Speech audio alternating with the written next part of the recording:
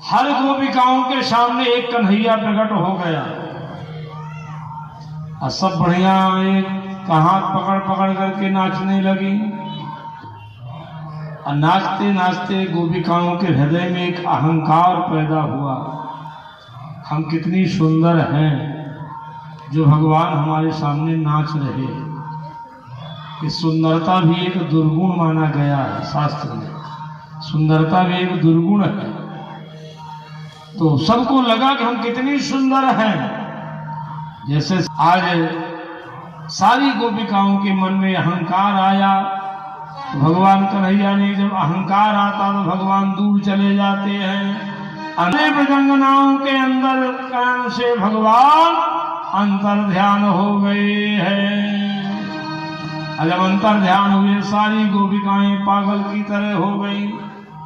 अब चार चीजें होती, अपना प्रिय प्रीतम अगर अपने पास से गायब है तो पहले खोजना, फिर लोगों से पूछना, पहले खोजना फिर लोगों से पूछना। अब पूछने के बाद न मिले तो उनको गाना, और गाने के बाद रोना, और रोने के बाद मरना। ये 5 चीजें होती हैं। तो सारी गोपिकाएं पहले खोजने लगी, जब खोजते नहीं मिली तो तुलसी मैया दिखाई पड़ी। समझ गई कि तुलसी मैया गोविंद प्रिया है, गोविंद के चरणों से प्रेम करती, जरूर जानती होगी कि मेरा कन्हैया कहाँ गया है।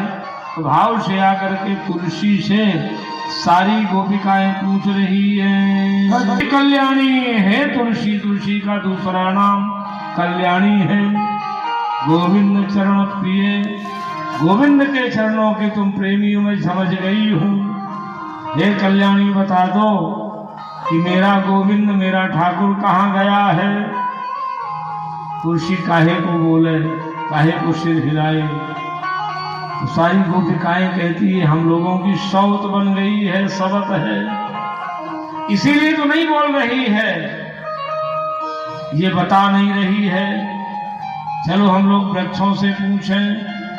तो वृक्षों के पास गई हैं, कौन कौन वृक्ष, रसाल, कपियाल, कटहल, पीतसाल, कचनार, जामुन, बेल, आक, मौल, श्री, आम्बत, कदम, नीम, यम, सब जो यमुना के किनारे थे सबसे कन्हैया का पता पूछ रही। देखो यमुना के किनारे के पेड़ भी भगवान के स्वरूप माने जाते हैं।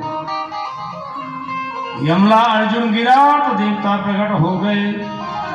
उसी नलकुवर मणिग्रीव यमुना के किनारे के पेड़ भी भगवान के स्वरूप माने जाते हैं। तो कैसे बढ़िया भाव से गोपिकाएं यमुना के किनारे के पेड़ से पूछ रही हैं।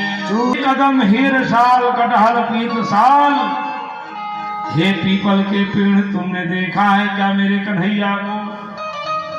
अब पीपल का पेड़ वो ठूठा क्या बताए।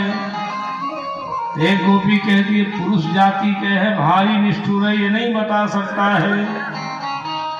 चलो हम लोग पृथ्वी मैया से पूछें।